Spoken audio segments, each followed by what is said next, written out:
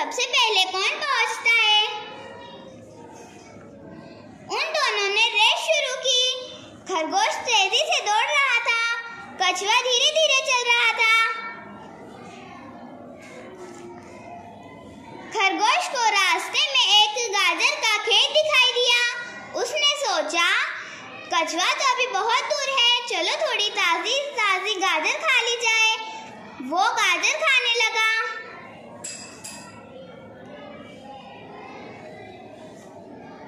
उसने गाजर खाई और फिर से दौड़ना शुरू किया।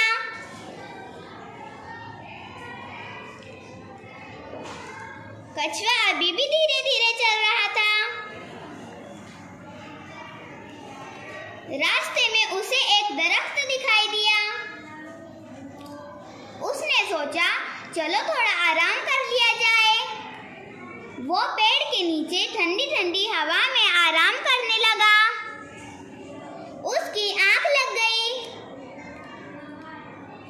कछुआ धीरे धीरे चल रहा था।